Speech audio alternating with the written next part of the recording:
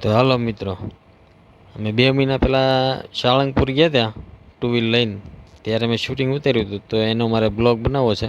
તો એનો મેં બ્લોગ બનાવ્યો છે. તો સારો લાગે તો લાઈક અને સબસ્ક્રાઈબ કરવી વિનંતી છે. તો અમે હું અને વિપુલભાઈ બે નીકળી ગયા છીએ ટુ વ્હીલ લઈને.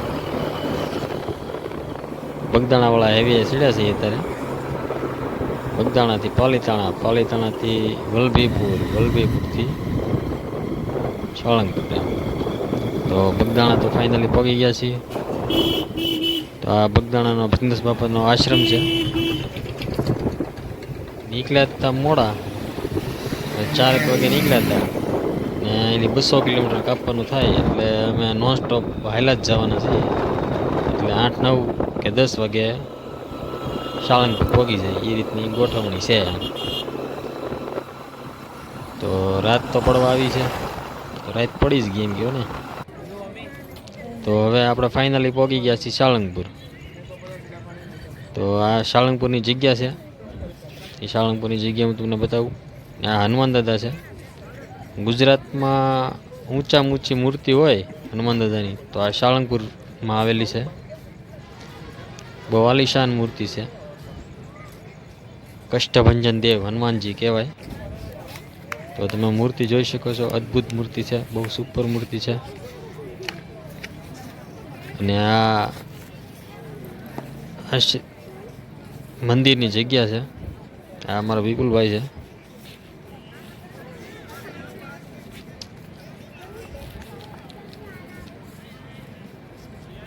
સામે આવેલું છે તે હનુમાન દાદા કષ્ટભંજન દેવનું મંદિર. ને આ રહેવા માટેની ગેસ્ટ હાઉસ કહેવાય. આ છોકરા રમે ને બધું ગાર્ડન છે. આ હનુમાન દાદા, જય હનુમાન દાદા, જય કષ્ટભંજન દેવ. તો હવે આપણે ફાઇનલી સવારની આરતી લેવા પહોંચી ગયા છીએ. 4 વાગ્યાની આરતી, 4:30ની આરતી જે થાય તે આરતી લીધી ને હું તમને દર્શન કરાવું.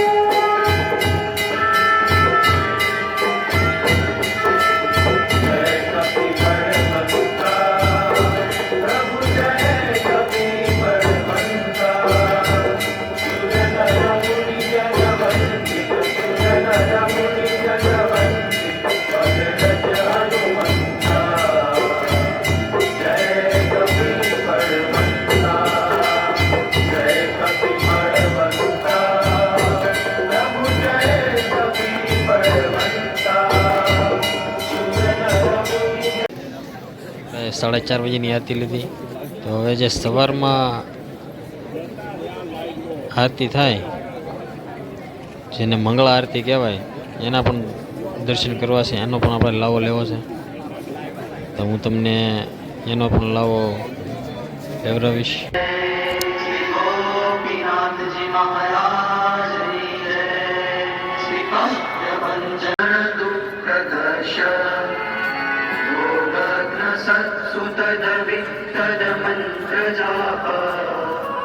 श्री राम दूत हनुमन हर संकटम में नाम धेय पदक श्रुति मात्र तोपि ये ब्रह्म राक्षस पिशाच गणाश्च भूता प्रेमानिकाश्च सभयं व्यपयान्ति सत्वम् श्री राम दूत हनुमन हर संकटम में भक्तमानस समीक्षित पूर्ति शक्तो दीनस्य दुर्मत. તો આરતીનો આપણે લાવો લઈ અને મંદિરની અંદર આવી ગયા છે. મંદિરમાં કષ્ટભંજન દેવ હનુમાનજીની જે મૂર્તિ છે તેના દર્શન કરીએ. કષ્ટભંજન દેવ હનુમાનજીની મૂર્તિ છે. તો આપણા મંદિરમાંથી દર્શન કરીને બહાર નીકળી ગયા છીએ અને હવે આ ગાર્ડનમાં પબ્લિક જે કાંઈ છે હું તમને બતાવું.